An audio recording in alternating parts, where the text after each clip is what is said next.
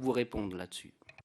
Je vais quand même essayer de compléter la réponse de René, même si ça peut sembler une pirouette. Mais la difficulté, avant d'aller sur l'assurance chômage, sur une complémentation du revenu salarial et du revenu du travail et du revenu de remplacement de l'assurance chômage, c'est de repartir du financement de la culture.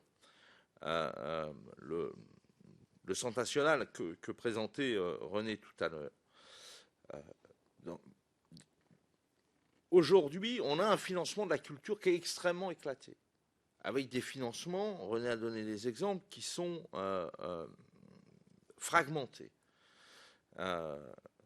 D'une part, il y a besoin d'une structuration, si j'ose dire, économique, même si le terme ne convient pas dans le domaine culturel, mais il y a besoin d'une professionnalisation, entre guillemets, des circuits de financement.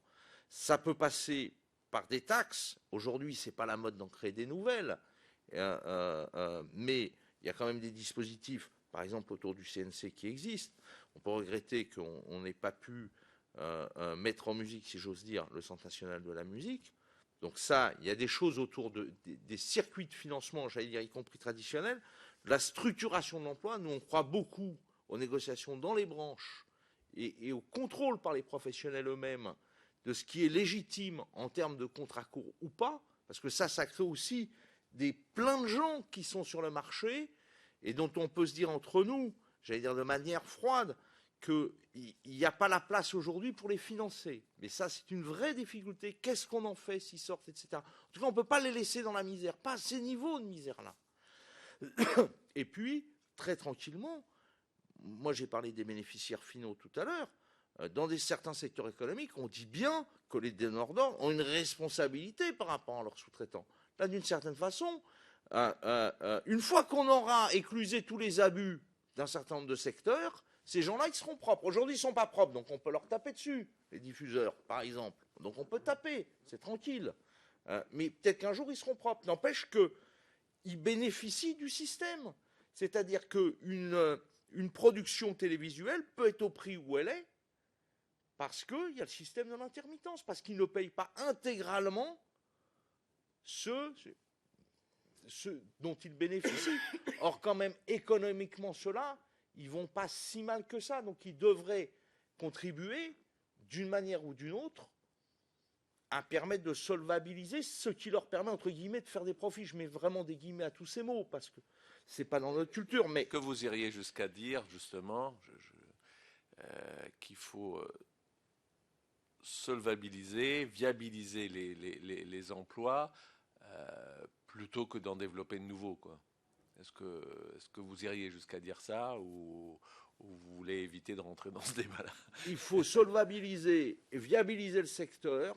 Il faut solvabiliser, viabiliser les emplois. Il faut regarder, nous on le dit très clairement, dans les CPNE, par exemple dans les branches, les commissions paritaires nationales pour l'emploi, il y a des secteurs où on sait que on peut reparler du passé du cinéma et de la question du passage de l'argentique et du numérique. On s'y est pris trop tard. On s'y est pris, mais trop tard. Il y a des métiers qui évoluent ou qui disparaissent. Il faut faire évoluer les salariés par la formation. Même le numérique qui envahit tout ce monde, etc. Il y a un certain nombre de métiers qui sont transformés. Il faut former les salariés. Il faut former les professionnels de manière à ce qu'ils puissent garder leur emploi. Et puis, malheureusement, il y a peut-être, dans un certain nombre d'endroits, des professionnels dont on ne saura pas aujourd'hui, dont on ne sait pas, on ne voit pas à moyen terme, comment est-ce qu'on pourrait solvabiliser leur emploi. Ces gens-là, ils seraient dans une entreprise industrielle, on les aiderait à se reconvertir, on leur paierait une indemnité de licenciement. Quand ils sont dans la culture, ils ont droit à rien. Si, c'est des voyous qui abusent du système, on dit. Enfin, avec les niveaux de revenus qu'ils ont, hein, ça ne vaut pas le coup d'être un voyou. Donc il faut qu'on les aide à se reconvertir. Évidemment, c'est compliqué, c'est difficile parce que c'est des métiers de passion. Nous, on en connaît, on a des adhérents, on voit bien ça ne va pas le faire. Donc c'est très compliqué. Mais c'est comment est-ce qu'on peut les accompagner, que ce soit du côté des artistes ou du côté des techniciens, où c'est peut-être entre guillemets plus facile. Mais il faut qu'on les accompagne, il faut mettre en place des dispositifs. Et si j'ose dire, ces salariés-là, ils doivent avoir les mêmes droits que les autres salariés sur la reconversion. Et nous, CFDT, on ne se voilera pas là-dessus. Et là où c'est manifestement pas possible de solvabiliser, il faut aider les salariés à se reconvertir.